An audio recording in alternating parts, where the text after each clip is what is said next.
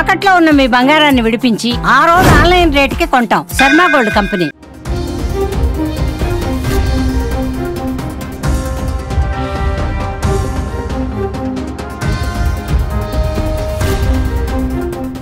Reliance వాళ్ళు మన ప్రభుత్వం వచ్చిన తర్వాత అధికారంలోకి వచ్చిన తర్వాత చంద్రబాబు నాయుడు గారి దృష్టికి తీసుకొచ్చి సిబిజీ గ్యాస్ తయారు చేస్తాం ఈ బ్యాంక్ లో ఈ ప్రాంతంలో రైతులకి అట్లానే చిన్న చిన్న ఉద్యోగాలు డైరెక్ట్ గా కానీ ఇండైరెక్ట్ గా కానీ ఒక ప్లాంట్ కి 500 మందికి ఉద్యోగాలు ఇస్తామంటే మన కనిగిరి కానీ మార్కాపురం కానీ గిద్దలూరు కానీ ఈ ప్రాంతంలో వాళ్ళకి 5,000 ఎకరాలు ఇచ్చాం. మనం ప్రభుత్వం నుంచి 15,000 ఎకరానికి కౌలు కడతారు వాళ్ళు కూడా ఇచ్చామన్నమాట. ఎందుకంటే ఈ ప్రాంతం మిగతా ప్రాంతాలు లాగా ప్రాంతం కాదు, వలస వెళ్ళిపోతా ఉంటారు చుట్టుపక్కల. ఇక్కడి నుంచి వలస వెళ్ళి ఎక్కడికి వెళ్తారు. అందుకని ఈ ప్రాంతంలో ఉన్న యువత కూడా ఉద్యోగాలు కల్పించాలనే ఉద్దేశంతో ముఖ్యంగా ఈ ప్రాజెక్ట్ చేసుకుంటాం. తొందరలో అన్ని కూడా గ్రౌండ్ అవ్వాలని చెప్పి వాళ్ళ పైన ఒత్తిడి పెట్టి చేపిస్తాం. తొందరలో ఈ ప్రాంతంలో ఇండస్ట్రీగా కూడా డెవలప్ చేయాలనేది ఈ ప్రభుత్వ ఉద్దేశం అన్నమాట.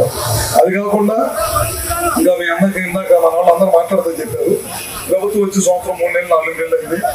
చాలా మంది ప్రతిపక్షాలు ఏం చేయలేదు అని ఒక కార్యక్రమాన్ని పెట్టుకొని ఊరమ్మటి తిరుగుతూ ఉన్నాయి. మా అందరం కూడా నిలదీయపోతే అది అబద్ధాన్ని నిజం చేసే ప్రయత్నం చేస్తారు. ఎందుకంటే 14లో నేను అశోక్ మేమందరం వైఎస్ఆర్ పార్టీలో గెలిచాం. తర్వాత 16లో మేమందరం తెలుగుదేశం పార్టీలో వెళ్ళాం. నాకు తెలిసి 2016 నుంచి 24 దాకా నేను చేసినంత పనులు, నేను కానీ అశోక్ గారిని చేసిన పనులు మా జీవితంలో ఎప్పుడు చేయలే. అంత పెద్ద ఎత్తున చేసాం. అయినా సరే తెలుగుదేశం పార్టీకి 23 సీట్లు వచ్చినాయంటే మనం సరిగ్గా ప్రజల్లోకి దాన్ని తీసుకెళ్ళకపోవడం వల్లే మనం దెబ్బతిన్నాం. ఎందుకంటే మీ అందరికి తెలియదు కదా, ఆ రోజు 200 పెన్షన్ ఉంటే 1000 రూపాయలు చేసాం, 5 రెట్లు పెంచాం. మళ్ళీ ఎలక్షన్ ఒక 7-8 నెలల ముందు అనగా మనం మళ్ళీ 2000 చేసాం. అదే పెన్షన్ వైఎస్ఆర్ పార్టీ వచ్చిన తర్వాత 2000 నుంచి 3000 చేస్తామని చెప్పి వాళ్ళకైతే 5 సంవత్సరాలు పట్టింది. ఒక పెన్షన్ మనం 5 రెట్లు పెంచి మళ్ళీ ఎలక్షన్కి వెళ్ళేటప్పటికి 14-19లో మళ్ళీ 10 రెట్లు పెంచాం. అట్లాంటి పెన్షన్ మనం చేస్తే మనకేమన్నా 23 సీట్లు ఇచ్చారు. అందుకే మొన్న ఏం చేశారు వాళ్ళు, ఒక పెన్షన్ పెంచడానికి దాదాపు 5 సంవత్సరాలు పట్టింది. మన ప్రభుత్వం అధికారంలోకి రాగానే చంద్రబాబు నాయుడు గారు ఒకే సంతకంతో 3,000 నుంచి 4,000 చేశారు, 3,000 నుంచి 6,000 చేసినవి ఉన్నాయి, 10,000 చేసిన పెన్షన్లు ఉన్నాయి. అట్లానే దాదాపు 15,000 రూపాయలు పెన్షన్ ఇస్తాం. భారతదేశం మొత్తం మీద 64 లక్షలు పెన్షన్లు ఇచ్చే రాష్ట్రం, 34,000 కోట్ల రూపాయలు ఖర్చు పెట్టే రాష్ట్రం ఏదైనా ఉందంటే భారతదేశం మొత్తం మీద అది చంద్రబాబు నాయుడు గారి ప్రభుత్వం చెప్పడంలో ఏమాత్రం సందేహం లేదు. అదే కాదు, పిల్లలు చదువుకోవడానికి డబ్బులు ఇస్తామని చెప్పాం. అని మీ అందరూ తెలుసు, ఇక్కడ చాలా మంది పిల్లలు చదువుకుంటా ఉన్నారు. మీ పిల్లలందరూ కూడా చదువుకుంటా ఉన్నారు. తల్లికి వందనం ద్వారా మనం 1 2 3 4 ఇస్తా ఉన్నాం, ఇచ్చేసాం. ఒకే రోజు 10,000 కోట్ల రూపాయలు తల్లులు బ్యాంక్ అకౌంట్లు వేసాం. ఇది ప్రభుత్వానికి చిత్తశుద్ధి. వాళ్ళు ఏం చెప్పారు, పోయినసారి 2 ఇస్తామని చెప్పారు. ఊరూరు తిరిగారు వాళ్ళ కుటుంబ సభ్యులు. జగన్మోహన్ రెడ్డి కుటుంబ సభ్యులు కూడా ఊరూరు తిరిగారు. మీ పిల్లలు ఉన్నారా, 2 ఇస్తాము అని చెప్పారు. ఒక్కరికి ఇచ్చి చదువుకున్నారు.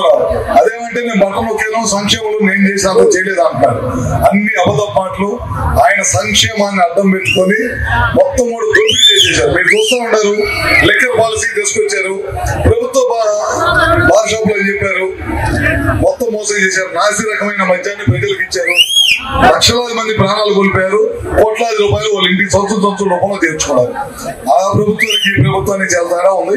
ఇవాళ చూడండి, బ్రాండీ షాపులు కానీ ప్రైవేట్ వ్యక్తులకి నాణ్యమైన బ్రాండ్ ఎక్కడ కూడా ప్రభుత్వ పెద్దలు కానీ ఎవరు కూడా చేయి పెట్టకుండా పారదర్శకంగా ప్రభుత్వ పాలసీ చేశాం.